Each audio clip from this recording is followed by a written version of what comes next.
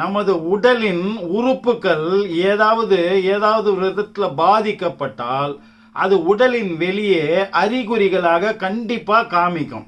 Symptoms, science அப்படின்னு சொல்லுவாங்க. இப்போ நம்ம பொதுவாக என்ன தவறு பண்ணுறோன்னா, உடலுக்கு வெளியே என்ன சிம்டம்ஸ் தெரியுதோ அதுக்கு நம்ம வைத்தியம் பார்க்குறோமே தவிர, எந்த உறுப்பின் பாதிப்பினால் அது அந்த அறிகுறிகள் வந்தது அப்படின்றத கண்டுபிடிச்சு அதை வைத்தியம் அதுக்கு பார்க்கறது இல்லை. நம்பர் 1. ரெண்டாவது சில உடல் உறுப்புகள் அப்படியே பார்த்தாலுமே சில உடல் உறுப்புகள் இந்த மாதிரி அறிகுறிகளை காண்பிப்பதே இல்லை அதனுடைய ஏர்லி ஸ்டேஜ், ஆரம்ப காலகட்டங்களில். அதில் முக்கியமான 2 லீவர் அப்படின்னு சொல்லக்கூடிய கல்லீரல், ரெண்டாவது சிறுநீரகம் அப்படின்னு சொல்லக்கூடிய கிட்னி. இது ரெண்டும் படிப்படியாக level 1, level 2, level 3, level 4, level 5 வரைக்கும் இப்போ கிட்னியில் இருக்குதுன்னு வச்சுங்க. ஆரம்ப காலகட்டங்களில் அதே தான் லிவருக்கும். ஆரம்ப காலகட்டங்களில் ஒன்றுமே அறிகுறி தெரியாது, நம்ம உடல் நல்லா இயங்குற மாதிரி இருக்கும், நமக்கும் அதனோட அறிகுறிகள் எதுவும் பெருசாக பாதிப்பு இருக்கிற மாதிரி தெரியாது. ஆனால் லேட்டர் ஸ்டேஜில் அது விஷயங்கள் வெளியே வரும்போது நீங்கள் டாக்டர்கிட்ட போகும்போது அவர் பல டெஸ்ட்டுகள் எடுத்து உங்களுடைய கல்லீரலோ இல்லை கிட்னியோ பாதிக்கப்பட்டிருக்கு, அது 3rd, 4th, 5th ஸ்டேஜில் இருக்குன்னு சொல்லும்போது டாக்டர்களுக்கு அது வைத்தியம் பார்க்கறது மிக கடினமான விஷயமா போயிடும். ரெண்டாவது, வெறும் மருந்து மாத்திரைகளால் அதை குணப்படுத்த முடியாது அப்படின்னும் போது அது கூட சேர்ந்து உணவு கட்டுப்பாடு, உணவு பழக்க முறை அப்படின்ற ஒன்றை நீங்கள் கடைப்பிடிச்சிங்கன்னா தான் அது சரி பண்ண முடியும் அந்த ஸ்டேஜில். இப்போது ஆரம்பத்திலே அதனுடைய அறிகுறிகளை கண்டுபிடிச்சி அது இந்த உடல் உறுப்பின் பாதிப்பினால் வந்தது அப்படின்னு தெரிஞ்சு அதுக்கான உணவு பழக்கத்தை அதுக்கேற்ற மாதிரி நம்ம மாற்றிக்கிட்டு இருந்தோம்னா பெரிய வைத்தியங்கள் அதுக்கு பார்க்க வேண்டிய அவசியம் இருக்காது. ஆரம்ப கட்டத்திலே அதை தடுத்துடலாம்.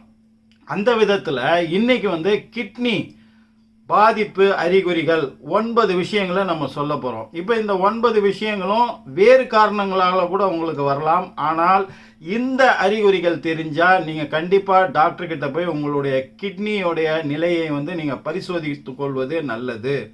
குறிப்பாக ஹை பிளட் ப்ரெஷர், உயர் இரத்த அழுத்தம் இருப்பவர்கள், டயபெட்டிஸ் அப்படின்னு சொல்லக்கூடிய சர்க்கரை நோயாளிகள்.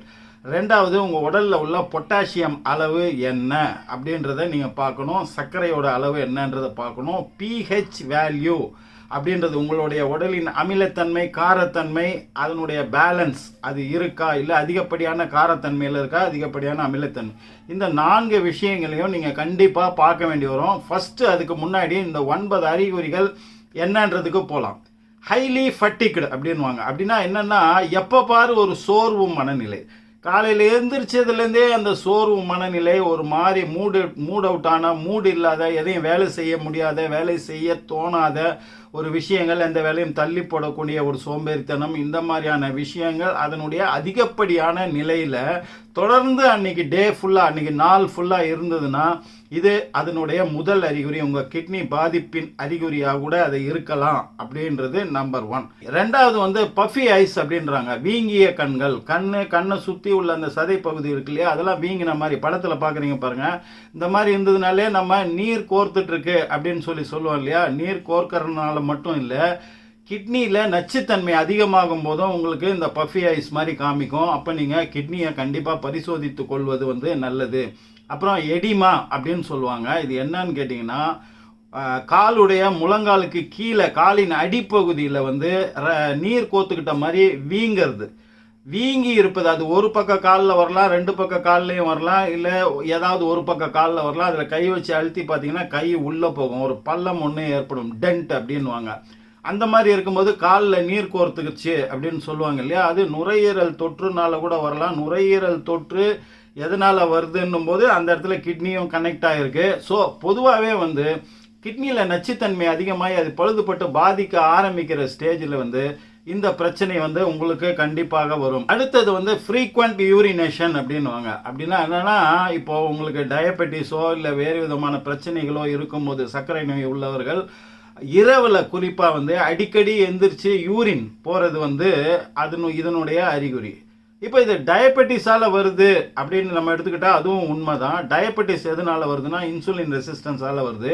இன்சுலின் ரெசிஸ்டன்ஸ் உங்களுக்கு நாளடைவில் கிட்னியை பாதிக்கும். அந்த கிட்னியை பாதிப்பினோட விளைவாகத்தான் உங்களுக்கு அடிக்கடி இந்த ஃப்ரீக்வெண்ட் யூரினேஷன். அப்புறம் அந்த யூரினேஷனே அந்த யூரினே ஃபோமியாக இருக்கும் அப்படின்வாங்க. அது அடுத்த அறிகுறி. அடிக்கடி இரவில் ஒன்றுக்கு போகுது, இந்த யூரின் போகுது அப்படின்ற ஒரு செயல்.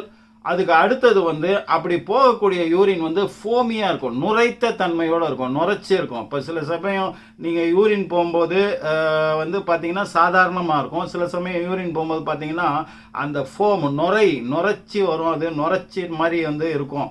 அந்த மாதிரியான இது கண்டிஷன் இருக்கான்னு பார்த்தீங்கன்னா அந்த ஃபோமி யூரின் கண்டிஷன் வந்து கிட்னியோடைய ப்ராப்ளத்தினுடைய அறிகுறியாக இருக்கலாம். அதுக்கு அடுத்தது வந்து ஹை பிளட் ப்ரெஷர். உங்களுடைய பிளட் ப்ரெஷரோட லெவல் வந்து அப்நார்மலாக ஹையாவோ இல்லை லோவாவோ இல்லை அப் அண்ட் லோ ஏறி இறங்குறது மாதிரி இருக்கிறதாகவோ ஒரு நிலையான தன்மையாக இல்லாத போது உங்களுக்கு அது கிட்னி பாதிப்பினோட விளைவுகளாக இருக்கலாம். அப்போ டயபெட்டிஸில் சர்க்கரையோட அளவு என்ன அப்படின்றத நீங்கள் பார்க்கணும். பிளட் ப்ரெஷர் உன்னுடைய அளவு என்ன, இதெல்லாம் கட்டுக்குள்ளே இருக்கா அப்படின்னு நீங்கள் வந்து பார்க்க வேண்டியது அவசியம். அதுக்கு அடுத்தது வந்து நோசியா அப்படின்வாங்க. நோசியானா ஒரு மாதிரி கொமட்டல் தன்மை. இப்போ சோறு ஒலை கொதிக்குதுன்றாங்க இல்லையா, அந்த ஸ்மெல்லே கூட உங்களுக்கு கொமட்டுற மாதிரி இருக்கும். ஒரு மாதிரி எந்த ஸ்மெல்லுமே உங்களுக்கு அப்படியே இப்போ வாக்குமே அந்த மாதிரி ஒரு மாதிரி வாமிட்டிங் சென்சேஷன், இல்லைன்னா வேறு மாதிரி இரிட்டேஷன் இந்த மாதிரி வரும். அதுக்கு பேர் நோசியான்வாங்க. அது குறிப்பாக காலை வேலையில், மற்ற வேலைகள் இல்லாமல் காலையில் எழுந்த உடனே குறிப்பிட்ட டைம் வரைக்கும் அந்த ஃபீலிங் நோசியா ஃபீலிங் இருந்ததுன்னா உங்களுக்கு கிட்னி ப்ராப்ளம் இருக்குது அப்படின்றத வந்து நீங்கள் புரிஞ்சுக்கணும். அதுக்கு அடுத்தது வந்து மெட்டாலிக் டேஸ்ட் இன் த மவுத் அப்படின்வாங்க. இது என்ன எப்படி புரிஞ்சுக்கணும் அப்படின்னா உலோகத்தன்மை, அந்த உலோக சுவையை உணர்வது. பொதுவாக ஒரு பொருளை சாப்பிட்டோன்னா அதனுடைய டேஸ்ட் என்னன்றது நமக்கு தெரியும்ல, அந்த டேஸ்ட் இல்லாமல் வேறு ஒரு டேஸ்ட்லெஸ்ஸாக இருக்கிறது, இல்லை வேறு ஒரு டேஸ்ட்டு. குறிப்பாக வந்து ஜுரம் அடிச்சு இருக்கும்போது பார்த்தீங்கன்னா நமக்கு எதை சாப்பிட்டாலுமே அதனோட ஒரிஜினல் சுவை வந்து தெரியாது. அப்போ நமக்கு ஜுரம் போயிட்டா கூட வாயில் வந்து அந்த ஒரு கசப்புத்தன்மை அப்படின்ற மாதிரி ஃபீல் பண்ணுவோம் இல்லையா, அது இருந்துக்கிட்டே இருக்கும். அது போயிட்டா தான் நமக்கு ஜுரம் முழுமையாக போயிடுச்சு அப்படின்னு வந்து நம்புவோம். அந்த மாதிரியான ஒரு சுவை அறிதலில் ஒரு மாற்றம், அது மெட்டாலிக் டேஸ்ட் இன் த மவுத் அப்படின்வாங்க. அது திடீர்னு வந்து உங்களுக்கு ஏற்படும், திடீர்னு வந்து போயிடும். அது குறிப்பிட்ட காலம் வரைக்கும் தொடர்ந்து இருந்ததுன்னா உங்களுக்கு ஜுரம் இல்லை எதுவும் இல்லை, ஆனால் அந்த மெட்டாலிக் டேஸ்ட் உங்கள் மவுத்தில் இருக்குது அப்படின்னு ஃபீல் பண்ணிங்கன்னா உங்கள் கிட்னியை நீங்கள் பரிசோதித்து கொள்வது வந்து மிக மிக அவசியம். அதுக்கு அடுத்தது வந்து லாஸ் ஆஃப் அப்படைட், பசியே எடுக்காது உங்களுக்கு. சாப்பிட்டு ரொம்ப நேரம் ஆனாலும் அஜீரண கோளாறோ இல்லை வேறு பிரச்சனைகளோ உங்களுக்கு இல்லைன்னா கூட சாதாரண நிலையிலேயே கூட உங்களுக்கு பசியே எடுக்காத ஒரு தன்மை இருந்ததுன்னா நீங்கள் ரொம்ப ரொம்ப கேர்ஃபுல்லாக இருக்கணும்.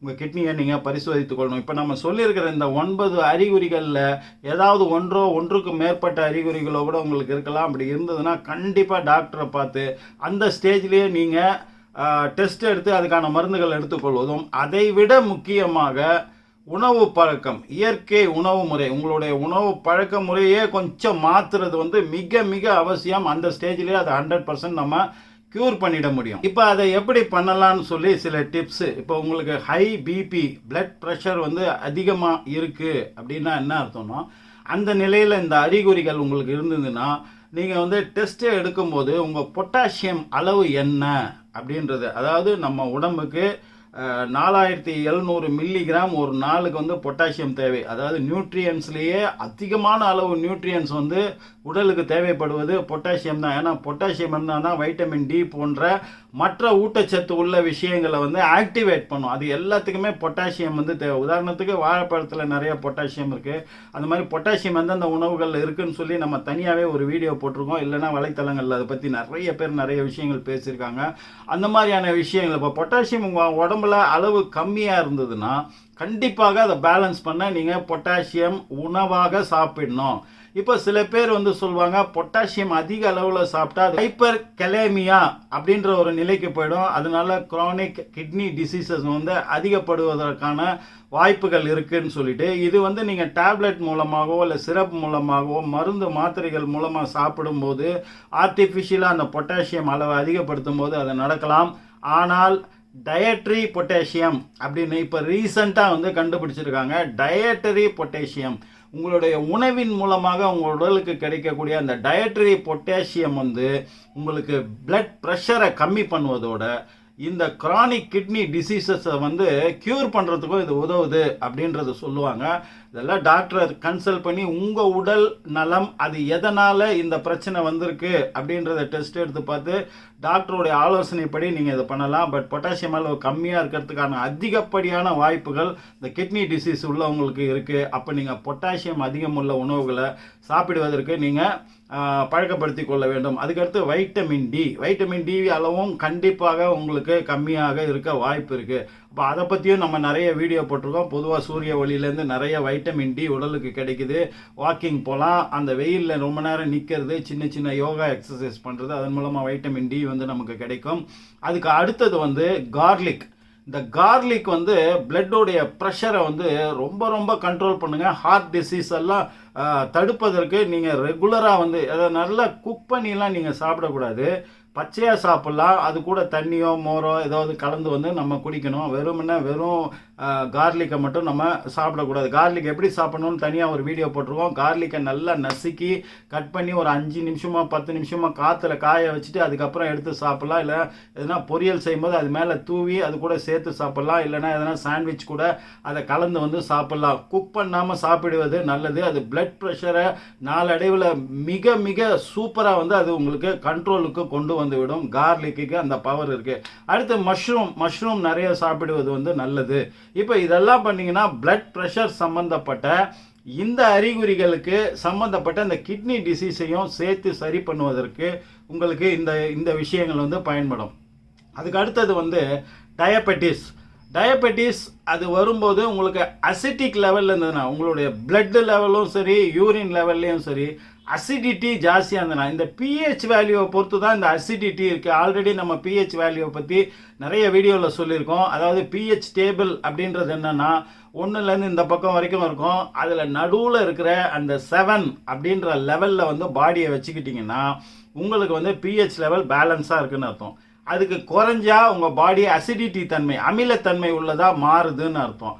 7க்கு மேலே போச்சுன்னா உங்களுடைய உடம்பு ஆல்கலைன் அதாவது காரத்தன்மை உள்ள உடம்பாக மாறுதுன்னு அர்த்தம். அப்படியும் போகக்கூடாது இப்படியும் போகக்கூடாது. அந்த 7 சுற்றி கொஞ்சம் குறிப்பிட்ட அளவுக்கு இன்க்ரீஸோ டிக்ரீஸோ இருந்ததுன்னா பரவாயில்ல, அதை மெயின்டைன் பண்ணணும். இப்போ அது எப்படி வருதுன்னா நம்ம சாப்பிடக்கூடிய உணவுப் பொருள்கள் மூலமாக தான் முக்கியமாக இந்த டீவியேஷன் நடக்குது.